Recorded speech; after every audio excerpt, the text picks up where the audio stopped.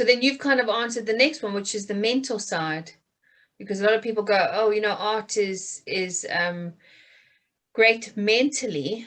But what I have discovered, I don't know how you feel about this, which, well, we quite are on the same page on this in our past conversations. But what I noticed is when I went to mindfulness painting groups or relaxation painting groups, it was all very well to do abstract painting. So people were just given paints left to paint and do what they wanted. And they would paint what they want, or some people wouldn't even know what to paint. And they'd almost have a freeze in thinking, what do I do? But it's almost like they felt there was no control or no structure, which is very much what art does promote on that end. But the gap that I did discover was that if you don't have something ready when they are ready to grow to the next level, that can also be very damaging, because then they can stay in that zone and be stuck at that level. And if you are feeling controlled and you are wanting just to break free, and then you break free, but it's almost like going for one exercise class and then stopping after that one exercise class, because then you obviously, you want to then keep on improving and growing in that exercise class. And that's where I've noticed where the gap is that there's nothing ready to take them to the next stage after they've done the free painting, which has been quite damaging. So what I've noticed with your art, with the technical program you were teaching, was that when they're ready, then you start introducing the next level, but within an art skill. So whether that be a technical drawing process, whether it be painting them to the next level. So for instance, I had various art students who could do acrylics, oils, watercolor, didn't matter what they did, but each person was ready for their next level in that medium, and they couldn't get out of it. They couldn't go to that next step because nobody could show them, and they couldn't do it themselves. And I found that gap has been really, really fascinating to watch, so that when you get to that point, because people just go, isn't art just about relaxation? Yes, it is, but it is more. It definitely rebuilds the entire brain system to take you to that next level, to break the rules, to build that pioneer, to think out the box, to build that entrepreneur, and to self-actualize and get you to a place of, do you know what, I can do this, and the only person stopping me is me, kind of thing. Yeah. I mean, there's so many different kinds of art, forms of art. I mean, you get art where people just want to relax, which is great, but I'm not that kind of artist. And I was explaining to someone, there's a technical side where you understand light and facets and blah, blah, blah, blah. So you can be very technical. And then you can combine the creativity with the technical as well, and different ratios. So you can go 99% creative and 1% technical, depending on the personality. Yeah. But both sides serve, basically. Yeah, basically,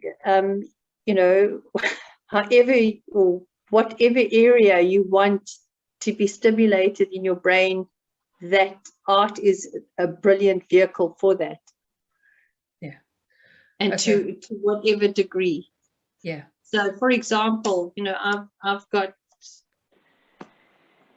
surgeons coming to my class, and they're sitting next to a nursery school teacher, and they're doing the same project, but in a different approach and a different mindset. It's so lovely to see that.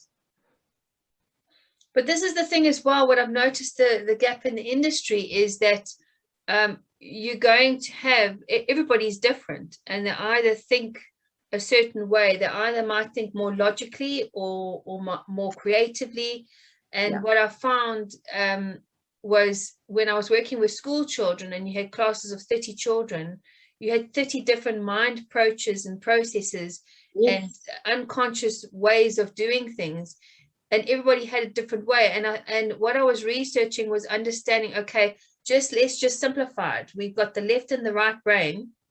And if you mostly want logical and structure, then that would be your basic left brain skills. And then if you were overwhelmed and you didn't like structure, you want to just jump in and do the project, then you were right-brained skilled, where you just knew things, but you had both sides of the brain. Didn't mean that you weren't using the other side.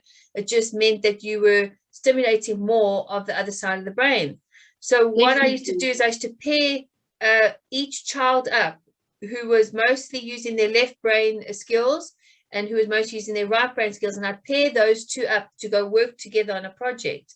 And what was really fascinating is how they both almost merged together as a team, merged their brains together, and then they created a project by focusing on each other's strengths. So if we go now into the next level, which is technically value, doing what you love to do, that's what you're doing, is you're merging them together, but you're almost discovering in the creative art project process who is doing what they love and who's not, and who's almost subordinating to what people tell them what to do. And when you just grab them, put them together and go, right, do this, they then fly together and they soar, which was a very fascinating process to witness. So what did you notice about that when you've, like you said, because you've had a supposed high school teacher and a person with a doctorate, what did you notice? Well, with the left brain people, very logical, very staid, very right or wrong orientated, I'd let them do the fun stuff. And then the people with the right brain, with the creative, I used to give them projects where they're a bit more controlled, so that they would create a balance in them. So in other words, so for the viewers out there, what we're saying is that you're seeing which part is being stimulated, and then you're bringing the other part to be stimulated, so it brings it back into harmony, that both sides of the brain are working together as a team. Balanced, and that process in itself is what pushes people to then break their rules, take their next steps, and do what they're doing, kind of thing. It's been a really interesting process, hasn't it? Just watching people through this experience. Well, Justine, you know, I mean, you're busy talking about left brain and right brain, and let me just explain to you. Sorry for interrupting. Just that I'm so excited with what you just said, and it's a realization. Thank you.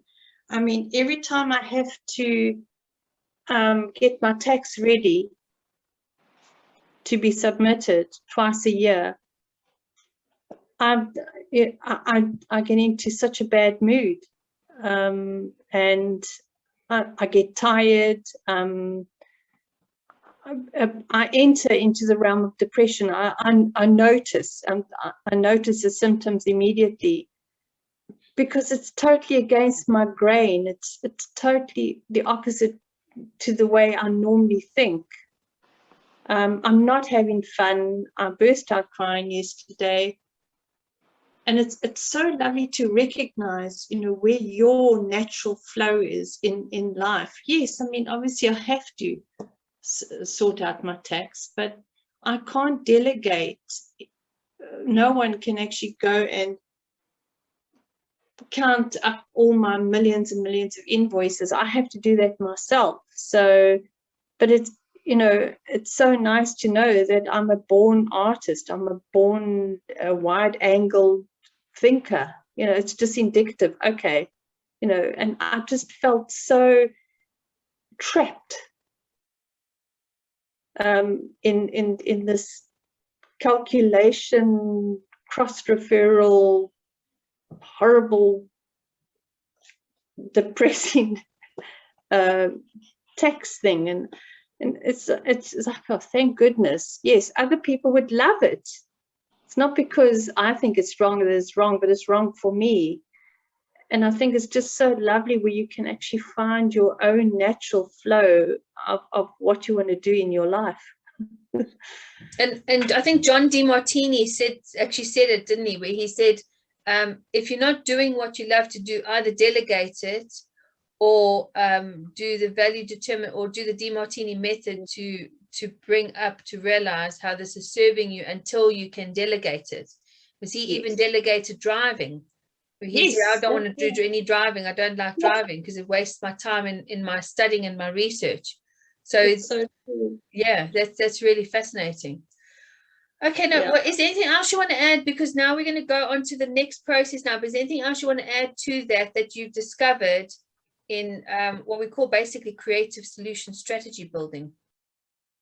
No, I think that's it. Or probably what I would like to add is that for me, art is like a vehicle. Okay, so you know, there's your car, and it depends on, and you're in the same car, and you can decide how far you want to go, how fast you want to go, and on your way, you know, do you want to change to wider tires, or you know, do you want to repair your stuff? Do you want to put a bigger engine in? You know, you want to go and on a racetrack eventually? It's all up to you, but it's a vehicle for where you want to go in life.